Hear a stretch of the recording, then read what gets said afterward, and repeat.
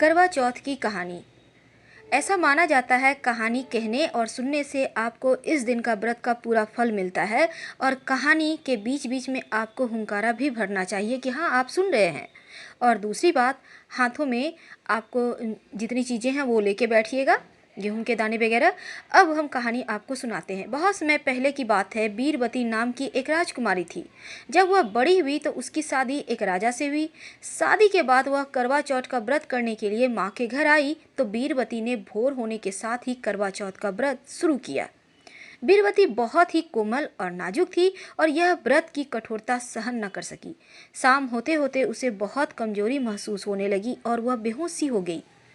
उसके साथ भाई थे, उसका बहुत ध्यान रखते थे। उन्होंने उसका व्रत तुड़वा देना ठीक समझा। उन्होंने पहाड़ी पर आग लगाई और उसे चांद निकलता बताकर बीरबती का व्रत तुड़वाकर भोजन करवा दिया। जैसे ही बीरबती ने खाना खाया, उसके पति की मृत्यु का समाचार उसे मिल गया। अब वह बहुत दुखी हुई और पति के घर जाने के लिए रवाना हुई। रास्ते में उसे शिवजी और माँ पार्वती मिलते हैं और माता ने उसे बताया कि उसने झूठा चांद देखकर व्रत को तोड़ा है चौथ का, इसी वजह से उसके पति की मृत्यु हो गई। अब बीरबती अपनी गलती के लिए क्षमा मांगने लगी। तब माता ने वरदान दिया कि उसका पति तो जीवित रहेगा लेकिन पूरी तरह स्वस्थ नहीं होगा।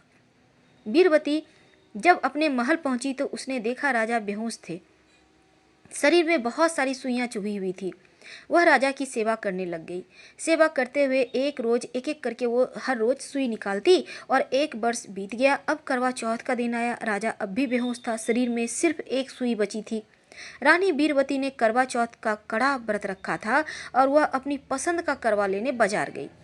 पीछे से एक दासी ने राजा के शरीर से आखिरी सुई निकाल दी और राजा को होश आ गया। तो उसने दासी को ही अपनी रानी समझ लिया और जब रानी बीरबती वापस आई तो उसे दासी बना दिया। तब भी रानी ने चौथ का व्रत का पूरा विश्वास से पालन किया और कहानी भी सुनी। एक दिन राजा किसी दूसरे राज्य जाने के लिए रवाना हो रहा था तो उसने दासी रूपी बीरबती से पूछा कि उसे कुछ मंगवाना है क्या। तब बीरबती राजा को एक जैसी 2 गुड़िया लाने के लिए कहा और राजा एक जैसी 2 गुड़िया ले आया। अब बीरबती दोनों गुड़िया को लेकर हमेशा ही एक गाना गाती, रोली की गोली हो गई, गोली की रोली हो गई।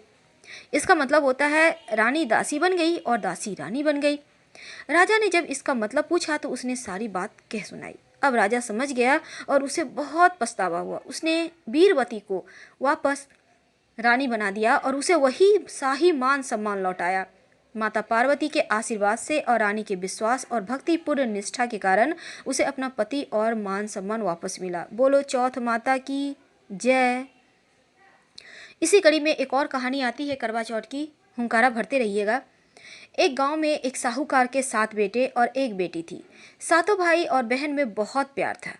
करवा चौथ के दिन सेठानी ने सातों बहुओं और बेटी के साथ करवा चौथ का व्रत रखा। सातों भाई हमेशा अपनी बहन के साथ ही भोजन करते। उस दिन भी भाइयों ने बहन को खाने के लिए बोला तो बहन कहती है, भाई आज मेरा करवा चौथ का व्रत है, इसलिए चांद उगेगा तभी खाना खाऊंगी।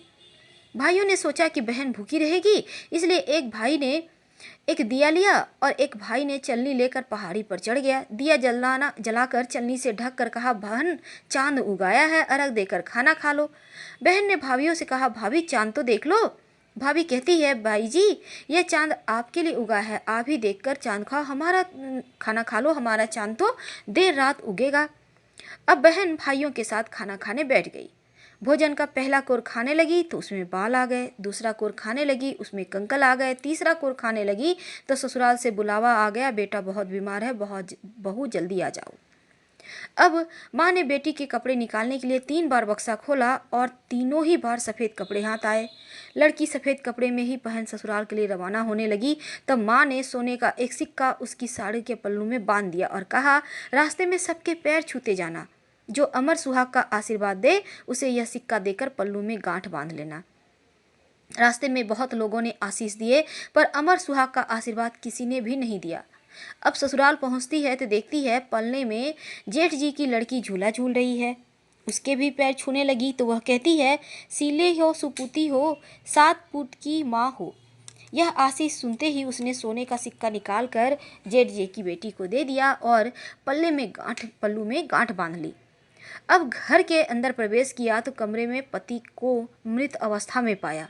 उसने पति को ले जाने नहीं दिया और अपने पति की सेवा करने लगी और पति की सेवा करती रही।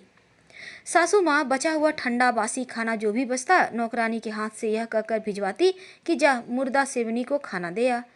कुछ दिन बाद माघ महीने की तिल चौथ आई। उसने माता से प्रार्थना की, कहा माँ मुझे मेरी गलती का पश्चाताप है, मुझे माफ़ कर दो। हे चौथ माता, मेरा सुहाग मुझे लौटा दो, मेरे पति को जीवित कर दो। माता ने कहा, ये मेरे हाथ में नहीं, तू बैसाखी चौथ माता से कहना, वही तुम्हारा सुहाग लौटाएगी। अब बैसाखी चौथ आया तो उसने फिर प्रार्थना की, माँ मेरा सुहाग लौटा दो। तब बैसाखी चौथ माता कहती हैं, भादुड़ी चौथ माता तुम्हारा सुहाग लौटा देंगी, तुम उनसे कहना। भादुड़ी चौथ माता से प्रार्थना करने पर उन्होंने कहा, सबसे बड़ी कार्तिक चौथ माता है, उनकी नाराजगी का कारण तुम्हारे साथ ये हो रहा है, उन्हें प्रसन्न करने पर तुम्हें जो चाहिए वो मिलेगा। अब कार्तिक महीने में चौथ माता स्वर्ग से उतरी तो गुस्से में उससे कहने लगी, भाइयों की बहन करवा ले, दिन में चांद उगानी करवा ले, व्रत भंडानी करवा ले। उसने चौथ माता के पैर पकड़ लिया और बिलाप करने लगी, हे माँ चौथ माता, मैं ना समझती इसलिए मुझसे भूल हो गई, मुझे इतना बड़ा दंड मत दो। आप जग की माता है, सबकी इच्छा पूरी करने वाली है, मेरी बिगड़ी बनाओ माँ, मेरा सुहाग लौटा दे, मेरे पति को जीवित कर दो। अब माता ने खुश होकर उसे अमर सुहाग का आशीर्वाद दे दिया। उसका पति उठा और बोला, मुझे तो बहुत नींद आई। तब उसने अपने पति को बताया कि वह 12 महीने से उसकी सेवा कर रही थी और चौथ माता ने उसका सुहाग लौटाया है। तब पति कहता है, हमें चौथ माता का उद्यापन करना चाहिए। उसने चौथ माता की कहानी सुनी और उद्यापन कर चूरमा बनाया। दोनों खा पीकर चौपड़ खेलने लगे। नौकरानी जब बासी खाना लेकर आई तो यह देखकर तुरंत जाकर उसकी सासू को बताया। सासू आकर देखा तो बहुत खुश हुई। बहू से पूछा, यह सब कैसे हुआ? तब बहू सास के पैर छूकर बताया, यह चौथ माता का आशीर्वाद है। सभी लोग चौथ माता की कृपा देखकर बहुत खुश है। सभी स्त्रियों ने पति की दीर्घायु के लिए चौथ माता का व्रत करने का निश्चय किया। हे चौथ माता, जैसे साहूकार की बेटी का सुहाग अमर किया वैसा सभी को करना। कहने सुनने वालों को, हुंकारा भरने वालों को, सभी को अमर सुहाग देना।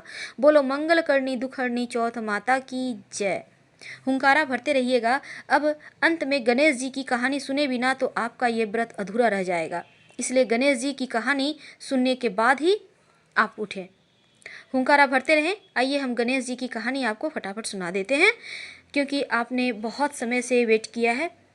तो चलिए हम गणेश जी की कहानी सुनाते हैं। सबसे पहले तो हम ये बता दें, जब आप गणेश जी की पूजा करेंगे इस व्रत में, तब ओम गंग गणपते नमः का मंत्र का जप कीजिएगा और पीले वस्त्र में हल्दी की गांठ बांधकर अपने पास अपने बेडरूम में अपने सिरहाने रखिएगा। आप दोनों पति पत्नी में विवाद नहीं होंगे, आप लोगों में हमेशा ही प्रेम बना रहेगा। और हमेशा ही याद रखें, कथा सुनने से पहले हाथ में कुछ चावल के दाने लेकर ही कथा सुनिएगा और कथा सुनने के पश्चात घर के सभी बड़े बुजुर्गों के चरण स्पर्श कर सदा सुहागिन रहने का आशीर्वाद जरूर प्राप्त करें। और शाम के समय चंद्रमा को अर्घ्य देकर आपको भोजन करना है, व्रत का उद्यापन करना है। वैसे हमने आपको टाइम बतला ही दिया है। अब हम आप कहानी सुनाते हैं आपको करवा चौथ व्रत की।